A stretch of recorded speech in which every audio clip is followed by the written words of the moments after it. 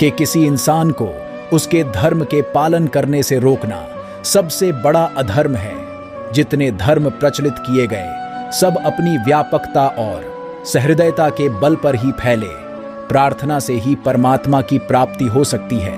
यदि हम एक संयुक्त एकीकृत आधुनिक भारत चाहते हैं तो सभी धर्मों के शास्त्रों की संप्रभुता का अंत होना चाहिए। जितना आप मन से पवित्र रहोगे आप ईश्वर के करीब रहोगे, क्योंकि ईश्वर का वास हमेशा पवित्रता में ही होता है। 1 श्री कृष्ण बोले, हे अर्जुन, तुम्हें उस असमय में ये मोह माया किस हेतु प्राप्त हुआ? क्योंकि यह ना तो श्रेष्ठ पुरुषों द्वारा आचरित हैं और ना स्वर्ग को देने वाला और ना ही कृतकों को करने वाला ही है। इसलिए हे अर्जुन, नपुंसकता को मत प्राप्त हो। हृदय की तुच्छ दुर्बलता को त्याग कर युद्ध के लिए खड्डीहे हो जाओ।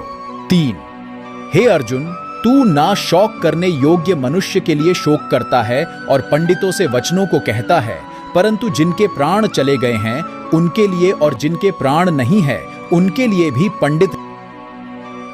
4 हे अर्जुन, सर्दी गर्मी और सुख दुख को देने वाली इंद्रियां और विषयों के संयोग को उत्पत्ति विनाशशील और अनित्य है, इसलिए इसको तुम सहन करो।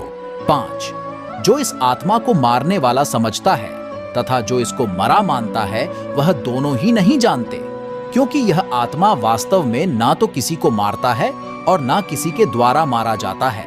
6 यह आत्मा किसी के काल में भी ना तो जन्मता है और ना मरता है तथा नए उत्पन्न होकर फिर होने वाला ही है, क्योंकि यह जन्मा नृत्य सनातन पुरातन है, शरीर के मारे जाने पर भी या नहीं मारा जाता।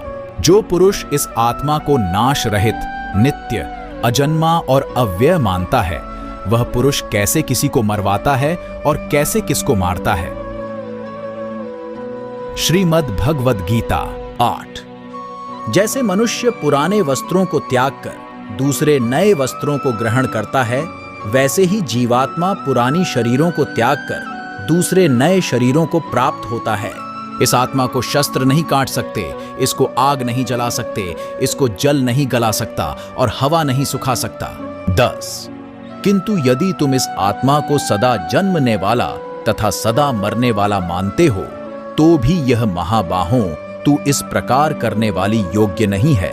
हे अर्जुन, यह आत्मा सबके शरीर में सदा ही अवध्य है, इस कारण संपूर्ण प्राणियों के लिए तू शोक करने योग्य नहीं है। 12 या तो तू युद्ध में मारा जाकर स्वर्ग को प्राप्त होगा अथवा संग्राम में जीतकर पृथ्वी का राज्य भोगेगा। इस कारण हे अर्जुन को युद्ध के लिए निश्चय करके खड़ा हो जा। 12 या तो तू युद्ध में मारा जाकर स्वर्ग को प्राप्त होगा अथवा संग्राम में जीतकर पृथ्वी का राज्य भोगेगा। इस कारण हे अर्जुन को युद्ध के लिए निश्चय करके खड़ा हो जा। अपना, पराया, छोटा, बड़ा इत्यादि को भूलकर यह जानो कि यह सब तुम्हारा है और तुम प्रत्येक के हो। बिना फल की कामनाएं ही सच्चा कर्म है। ईश्वर चरण में हो समर्पण वही केवल धर्म है। जो व्यक्ति क्रोध करता है उसके मन में भ्रम पैदा होता है, जिससे उसका बौद्धिक तर्क नष्ट हो जाता है और तभी व्यक्ति का धीरे धीरे पतन होने लगता है। गीता में लिखा, कठिन परिश्रम से बचने के लिए व्यक्ति को भाग्य और ईश्वर की इच्छा जैसे बहानों के बजाय चुनौतियों का सामना करना चाहिए।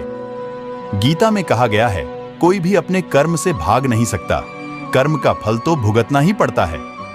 मनुष्य को अपने कर्मों के अच्छे और बुरे फल के विषय में सदैव सोचकर चिंताग्रस्त नहीं होना चाहिए। मनुष्य अपने विश्वास से निर्मित हो। जब भ्रमित अर्जुन कुरुक्षेत्र में सलाह के लिए अपने सारथी भगवान कृष्ण के पास गए, तो भगवान कृष्ण ने कुछ तर्क संगत दार्शनिक अवधारणाएं बताईं जो आज भी प्रासंगिक हैं। भगवद गीता एक महाकाव्य ग्रंथ है जिसमें हमारी सभी समस्याओं का उत्तर है।